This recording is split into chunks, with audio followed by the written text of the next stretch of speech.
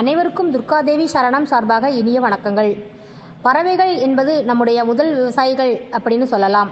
அனைத்து பறவைகளுமே நம்முடைய முன்னோர்கள் தான் என்று நம்முடைய சாஸ்திரங்கள் சொல்லியிருக்கிறது. சில பறவைகள் நம் வீட்டிற்கு வருவது மிகப்பெரிய அதிர்ஷ்டத்தை கொடுக்கும். அதிலும் ஒன்றானது காகம். நம் வீட்டிற்கு வந்தால் நமக்கு என்னென்ன பலன் என்பதை இந்த பதிவில் தெளிவாக பார்க்கலாம். பதிவுக்குள்ளே போகிறதுக்கு முன்னாடி நம்ம சேனலை இப்போ தான் முதன்முறையாக பார்க்குறீங்கன்னா மறக்காமல் லைக் பண்ணி சப்ஸ்கிரைப் பண்ணுங்கள் ஃப்ரெண்ட்ஸ். அப்போ தான் நம்ம சேனலில் வரும் ஒவ்வொரு பயனுள்ள தகவலும் உடனுக்குடனே உங்களுக்கு நோட்டிஃபிகேஷனாக வரும். வீடியோவை ஸ்கிப் பண்ணாமல் கடைசி வரை பாருங்கள் ஃப்ரெண்ட்ஸ். வீடியோ ரொம்ப சுவாரஸ்யமாக இருக்கும். வாங்க வீடியோக்குள்ளே போகலாம். பொதுவாக நம் வீட்டில் வாழ்ந்த முன்னோர்கள் மற்றும் உறவினர்கள் அவர்களுக்கு பிடித்த உணவை வழங்கி அவர்களுக்கு நன்றி கூறும் வகையில் நாம் அமாவாசை தினத்தன்று நாம் படையலாக படைக்கின்றோம். நாம் செய்கின்ற இந்த வழிபாட்டை அவர்களுக்கு திருப்தி அளிக்கின்றதா என்பதை அறிய நாம் காகத்திற்கு நாம் வைத்த உணவு அதை எடுத்து கொண்டால் அதிலிருந்து நம்ம முன்னோர்கள் நம் மனம் குளிர்ந்து விட்டது என்று நாம் இந்த காகத்தின் மூலம் அறியலாம். சில வீடுகளில் தினமும் காகம் வரும். சில நேரங்களில் குறிப்பிட்ட தினங்களில் காகமானது நமக்கு சகுனம் சொல்வது போல் நம் வீட்டிற்கு காகம் வரும். அவ்வாறு காகங்கள் வருவதன் மூலம் என்னென்ன விஷயங்கள் சாஸ்திரத்தில் சொல்லியிருக்கு அது நமக்கு உணர்த்துகிறது என்பதை அறியலாம். பெரும்பாலும் காகம் என்பது நமது பித்ருக்களின் முன்னோர்கள் அப்படின்னு சொல்லலாம்.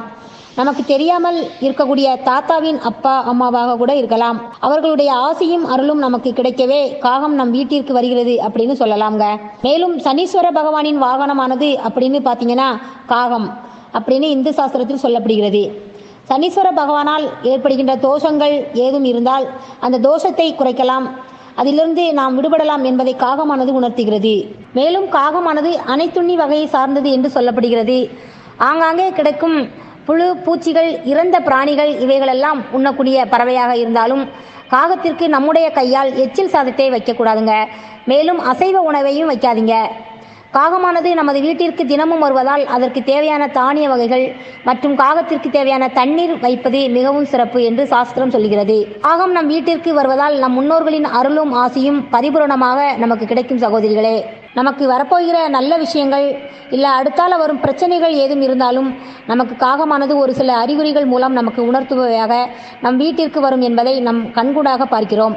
சில நேரங்களில் சங்கடமான விஷயங்களை நமக்கு முன்கூட்டியே உணர்த்துவதற்கும் காகம் நம் வீட்டிற்கு வரும். கணவன் மனைவிக்கிடையே சண்டை பிரச்சனைகள் ஏதுவாக இருந்தாலும் நம் முன்னோர்களின் ஆசையால் நம் வீட்டிற்கு காகமானது வந்து உணர்த்தும். இந்த விஷயங்கள் மூலம் ஏற்படுகின்ற சம்பவங்கள் சகுனங்கள் அறிகுறிகள் என்னங்கிறத நாம் தெரிஞ்சுக்கலாம். காகம் நம் வீட்டிற்கு கத்துகிற திசையை வைத்து கூட நமக்கு பலன்களை இருக்கு என்று சொல்லலாம்.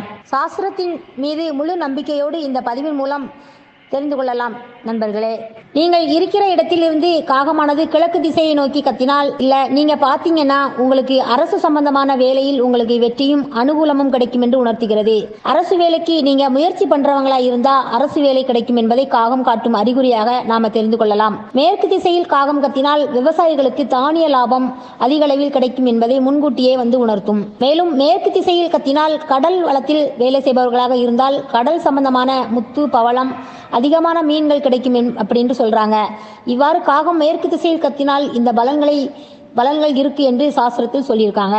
காகமானது வடக்கு திசையில் கத்தினால் உங்களுக்கு உணவுக்கு பஞ்சமே ஏற்படாது என்பதை உணர்த்தும் என்று சொல்லப்படுது. மேலும் தெற்கு திசையானது நமது பித்ருக்களின் முன்னோர்களின் திசையாக இருப்பதால் காகம் தெற்கு திசையில் கத்தினால் நம் முன்னோர்களின் அருளும் ஆசையும் நமக்கு முழுவதுமாக கிடைத்து வாழ்க்கை பல வெற்றிகளை அடைவோம் என்பதை இந்த காகமானது உணர்த்துகிறது என்று நம்ம இந்து சாஸ்திரத்தில் சொல்லப்படுகிறது. சகோதரிகளே, காகமானது நம் முன்னோர்களின் மறுபிறவி என்று சொல்லப்படுவதால் அவர்களின் அருளும் ஆசையும் இருக்கு என்கிறதால முன்னோர்களின் வழியை காகத்தின் மூலம் நமக்கு ஒரு அறிகுறியாக உணர்த்தும் என்று நாம் தெரிந்து கொள்ளலாம்.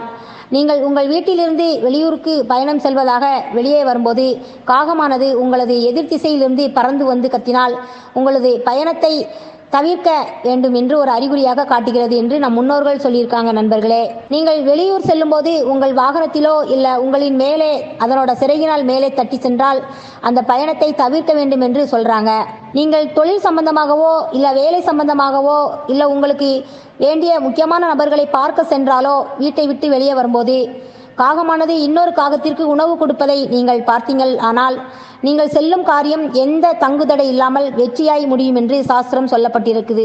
சகோதரிகளே, காகத்தினுடைய எச்சமானது நம்மில் உடம்பின் மேலேயோ இல்லை நம் வாகனத்தின் மேலேயோ இல்லை நம் அணியும் காலணியின் மேலோ பட்டால் நமக்கு வரும் துன்பத்திலிருந்து நம்ம விடுபட போறோம் என்று அர்த்தம் நண்பர்களே. காகத்தை வைத்து கூட வீட்டில் உள்ளவர்களுக்கு பிறக்கும் குழந்தையானது ஆண் குழந்தையா பெண் குழந்தையா என்று ஒரு குறிப்பு சொல்லியிருக்கு என்று சொல்றாங்க.